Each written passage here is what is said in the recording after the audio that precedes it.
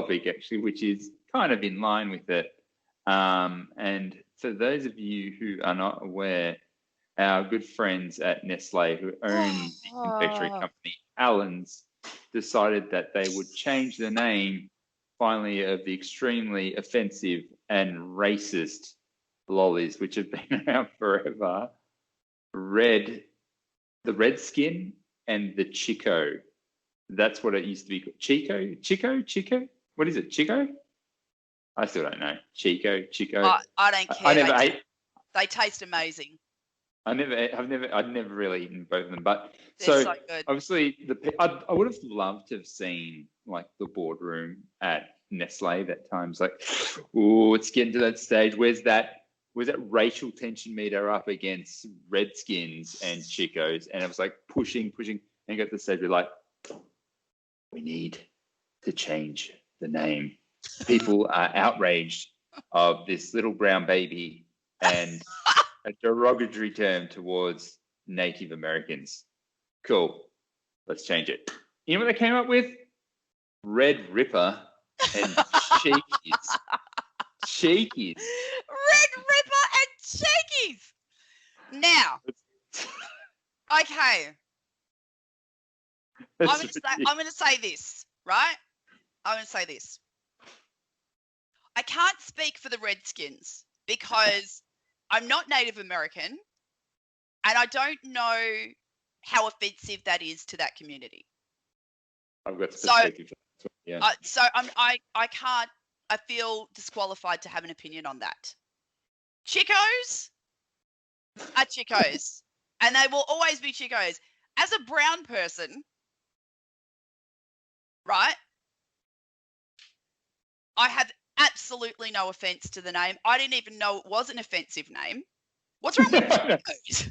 Did you ever like open a packet of Chicos? Choco. I still didn't care. Imagine, it would have been funny.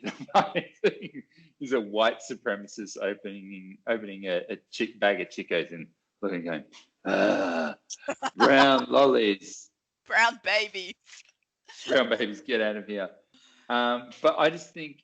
What do you think? I think it's. I get what they're trying. I get what they're trying to do, but like, good. The intention's good. Yeah, right? But that's the thing with political correctness. It's getting to a stage where who are you doing it for, really? Like, things have lost. There's things where words have meaning, and there's things where words just turn into something else, right? And a great example of that is band names. I love that. It's my favorite thing is like looking at like Red Hot Chili Peppers. You know, like from a perspective of, you hear that, you don't think of an actual chili pepper, like a red hot flaming chili. You think of the band. It's just a word associated with something. Yeah. And that's what they think. I heard about, like, was it with the Washington Redskins? So they were called, the football team in America were called the Redskins. And I think they've changed their name, but there's been like this whole thing about how they said like people who were from whatever that, is it tribe? Is that what they call them? Tribes? I don't know what the correct terminology is, but I think they used to see it as a thing of honor that they've actually named a football team after us. Like, how honorable, like that, you know, a whole football team is named after our people. And you're like, cool. Like, and that makes sense to me. Like, I don't know who they're doing it for. I think they're really doing it for other white people. I feel like a couple of things. Number one, all of this always comes back to intention. Like, what is their intention? What are they trying to do, right? And I think they're trying to do a good thing. I think they're trying to be respectful, which is that's cool. Like, I respect that. I honor that. But I guess it's come to a point where you're damned if you do and you're damned if you don't. Well, the best one I think to this day, which in context of the actual word, when I hear it, I'm like, yeah, that's bad. When you actually know, when you understand the word now, the cheese, right? Coon. Like, it's such an offensive word, but it was just someone's name. But, It was just someone's name. but I don't think the cheese thought thought it through that thoroughly to be just like coon. Yeah. But even that's changed now, right? Yeah. But I didn't care. Did you care? Nah. I got 5 minutes, so we're gonna have to wrap it up.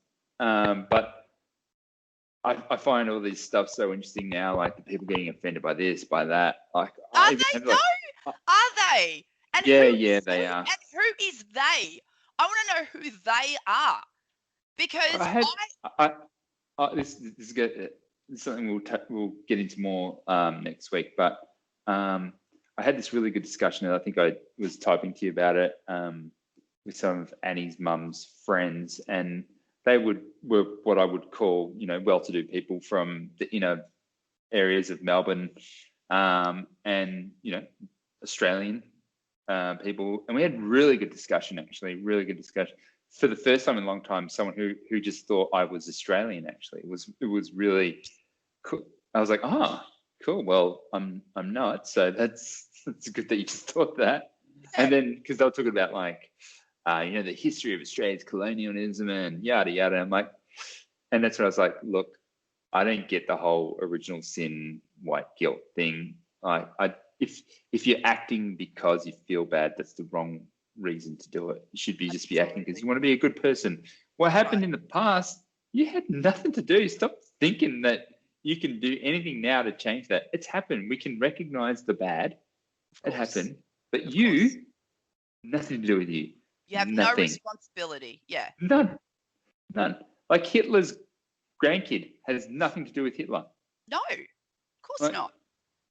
Poor bastard, but Yeah, I know. Oh, Hitler's grandkid. Have you heard about Jono? Hitler's grandkid. So, I want to dive into that a lot more. Actually, I find it really interesting. Like, and I gave him the perspective, like, how we found out slave traders and slaves on the other side. It's just, life is like a box of chocolates. The chocolates. You never know what you're gonna get. And on that note, that's a great way to end. Southstar, it's been great talking to you. I really liked your perspective on the whole SIA thing. So I think that's going to make, hopefully people will listen to it and, enjoy your thoughts from, I guess, an actual perspective of a mother of kids on the spectrum. So thank you for sharing your perspective, Sally.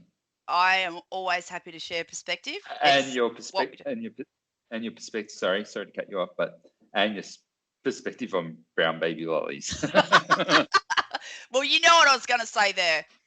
As a person of color, I find that we need to talk about that next week as well. In line with white guilt, person of color. This is the most condescending term ever. Yeah. And sorry, I'm brainstorming here. But no, let's end now. It was great to talk to you. You too, dude. Take it easy. See ya. Bye.